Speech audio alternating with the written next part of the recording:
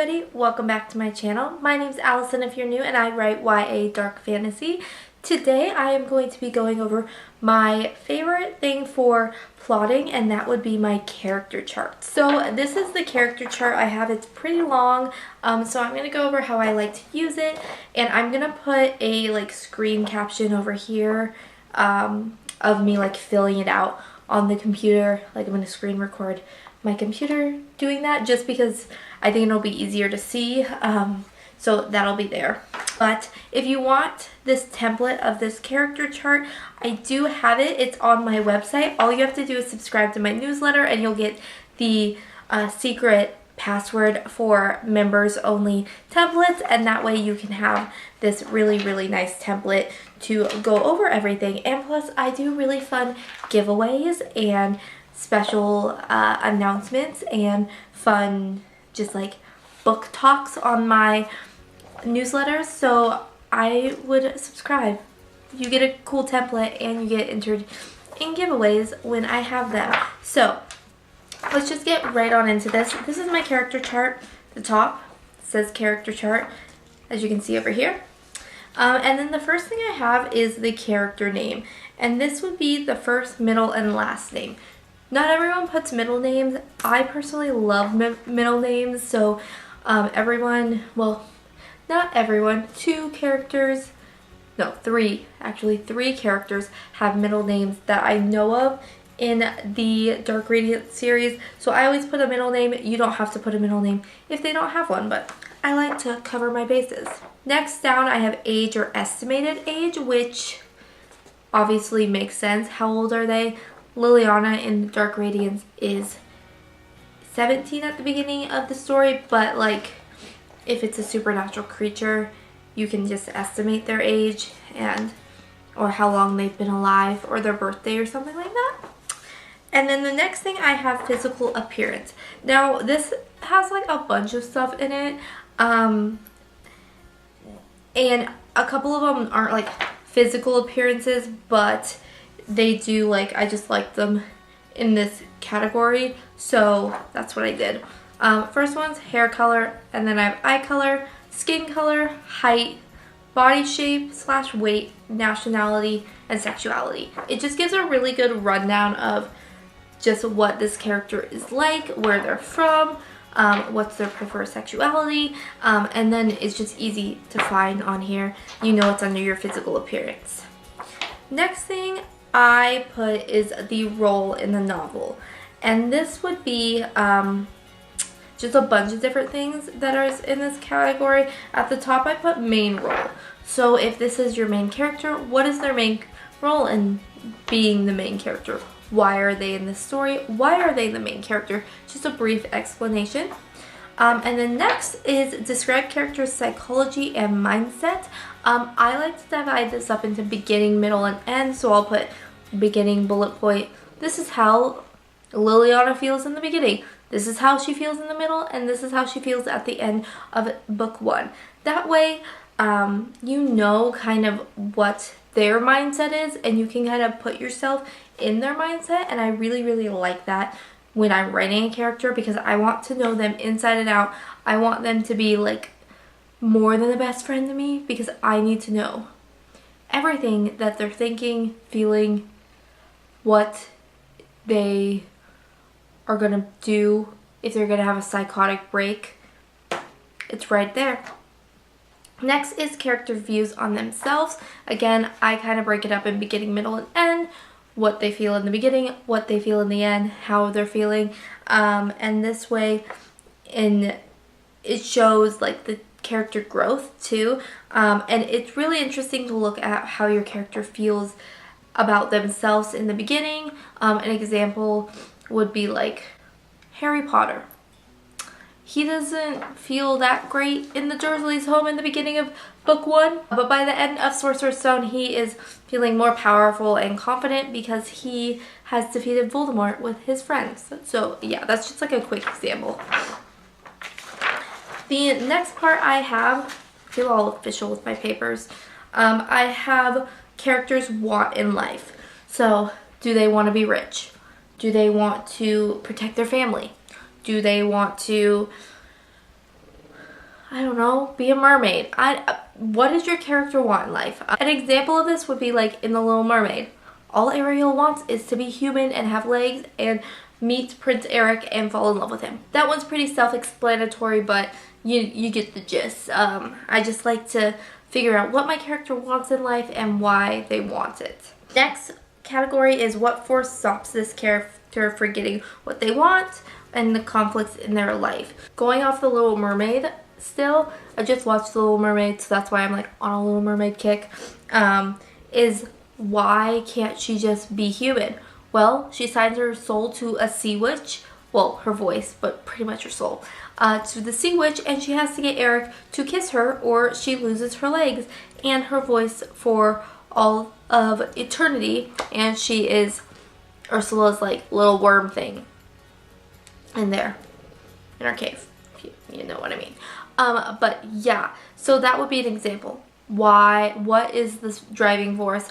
What stops them? What puts a roadblock in your story that needs to be solved by at least the end of the series, if it's a series. Yeah, next category I have our biggest character flaws.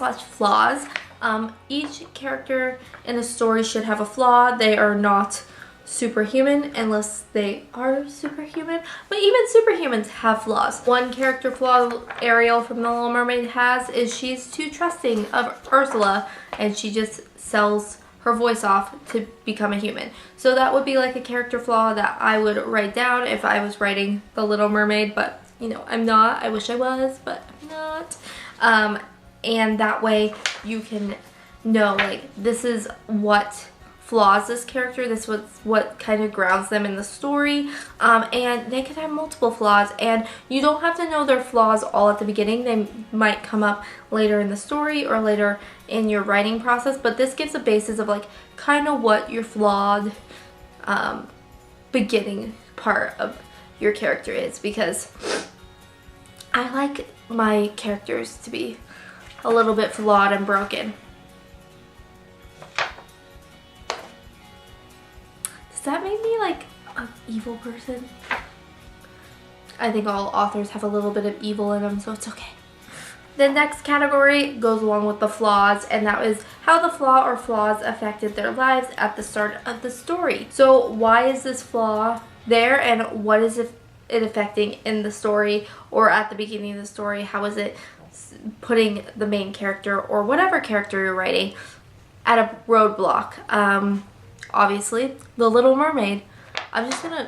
This whole video is gonna be teaching you how to use my character chart with examples from The Little Mermaid. Ariel's biggest flaw in The Little Mermaid is she's too trusting, so she gives her voice away, and that affects her by her not being able to talk to Prince Eric and be able to tell him, hey, you need to kiss me or I'm going to become a mermaid again. The next block we have is characters change/development at the end of the book. So have they overcome this flaw, or have they recognized this flaw? How they have developed past this.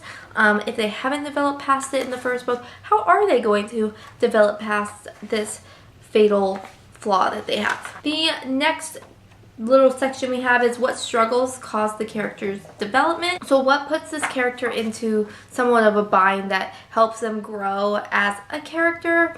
For me, I'm looking at, I have like a Disney thing. It's probably because I'm going to Disneyland in like a week and a half. I'm so excited. The Lion King, Mufasa is killed and Simba witnesses it, and because of that, it helps him grow as a person. I mean, obviously, like, Rafiki helps him grow as a person, all these different characters, but that inciting moment where Scar pushes Mufasa off the cliff into the stampede kind of messes up Simba, and it shapes him into who he is. So that helps push the story along to cause Simba to grow. Next category, I have a negative or villain character which affects this character. So this could be just like an annoying character. In Dark Radiance there are multiple villain characters, but you can just discuss them. Like I said, in The Lion King, Scar is the villain character, and we don't like Scar, and he affects Simba by pushing his father off a cliff and then like messing up his whole life. So yeah, Scar is a negative. I think that one's pretty self-explanatory. A lot of these are self-explanatory, but I just like to go over them. Next is characters who positively influence the character. Going along with the Lion King trend, that would be like Rafiki or Timon or Pumbaa. They help, or Nala, can't forget about Nala. They help push the character development along. I would specifically focus in on Rafiki because that scene where Simba like says something, I don't remember what he says, and then Rafiki smacks him with a stick. That's kind of like what I envision most of my characters. They need to be smacked upside the head sometimes. So yeah, that section is just to explain which characters are really have this character's back. The next category is characters' victory or defeat at the end of the story. So this would mean the characters, if I was writing a series, I would do probably 2 of these for different books. So in book 1, they're defeated and they're knocked down, discuss that. Or if they're victorious but there's still more of the story to go, discuss that. And it just helps you map out how you want your story to flow.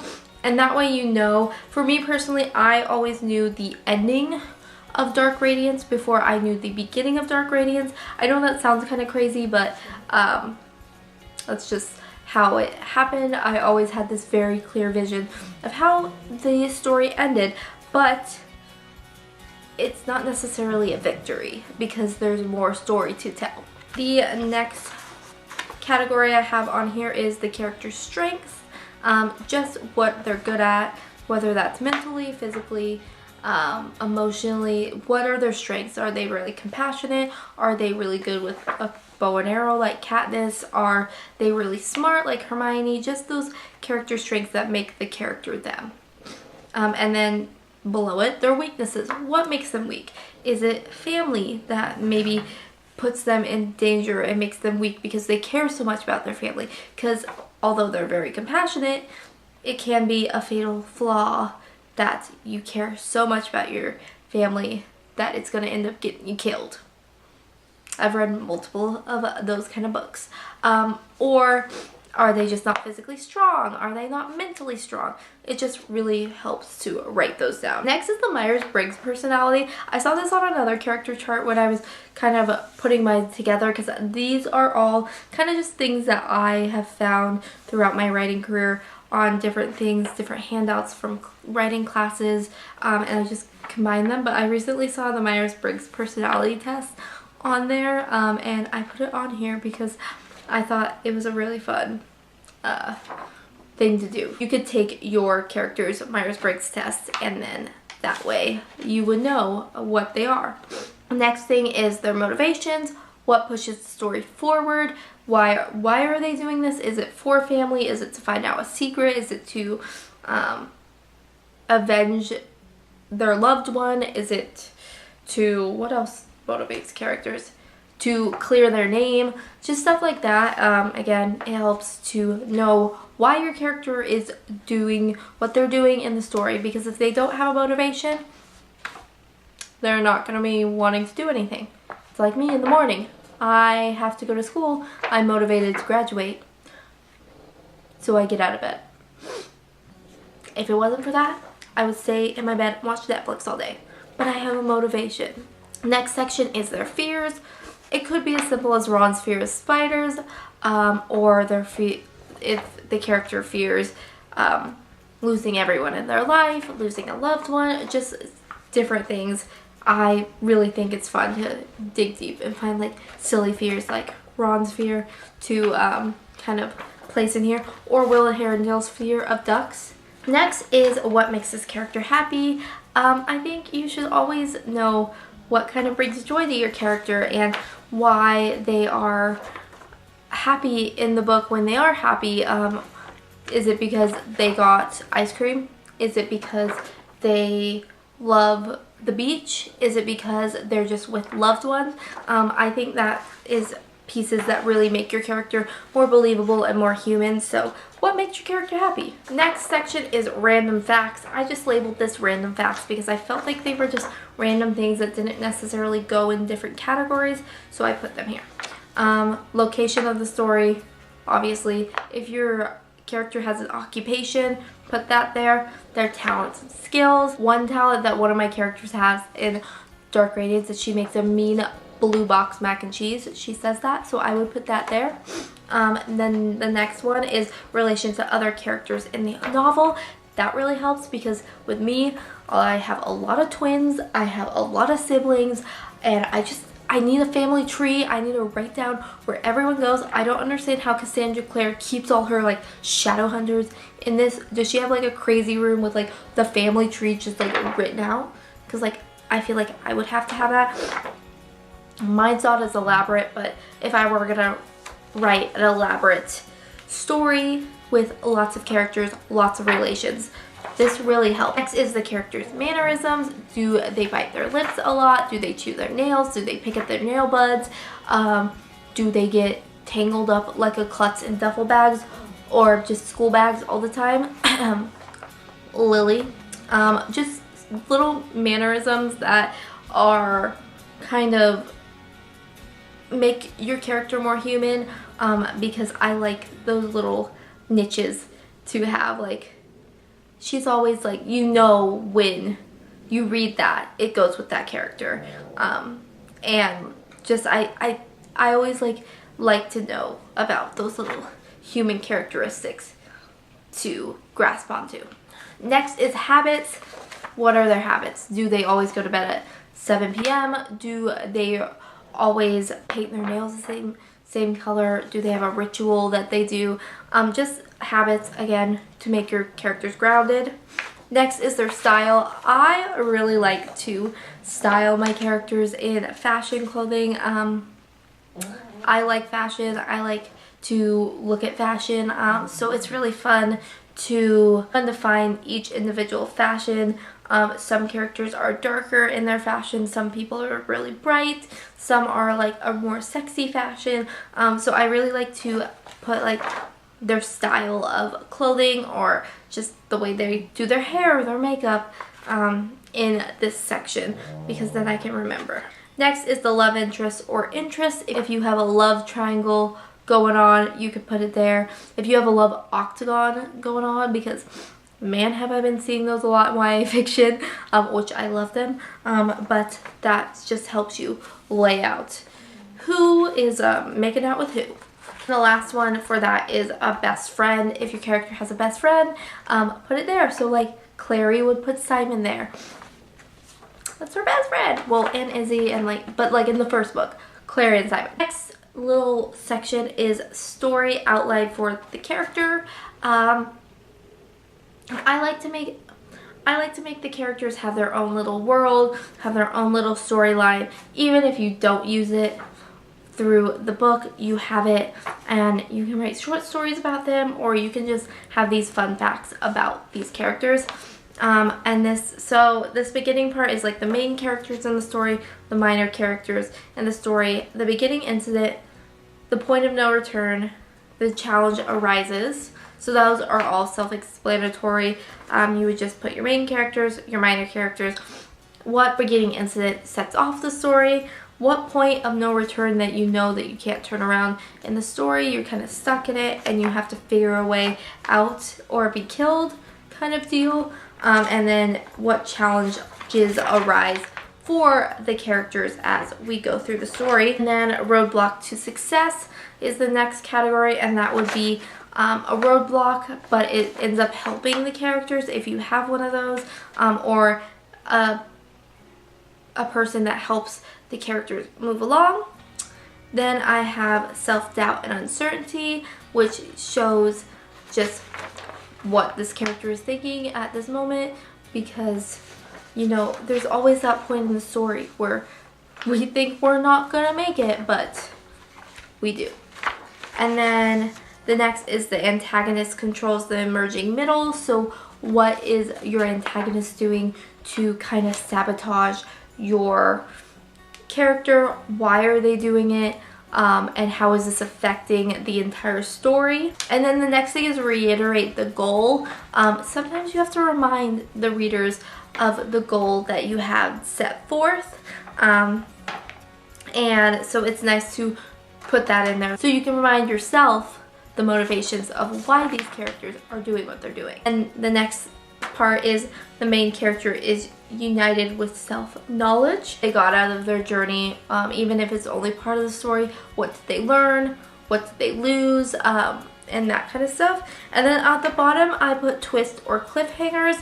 If you're going to throw a twist in or have a cliffhanger, it's always nice to kind of write it down. That way you can work it out on paper, because twists and cliffhangers are very hard to pull off, and it takes a lot of planning and a lot of like grinding of the gears to get them to click directly together. So that is my character chart. I hope you enjoy. Again, if you want it, just click the link down below, sign up for my newsletter. You'll automatically get an email with the secret code on there, and you can go onto my website and download this. If it doesn't work, let me know down in the comments. I think it will work. I've never had a problem with it before, but if it doesn't, let me know, because the new tab on my website is brand new. If you have any questions about the character chart, also leave those down below and let me know how you like to plot out your characters. And I will see you in the next one, loves. Bye!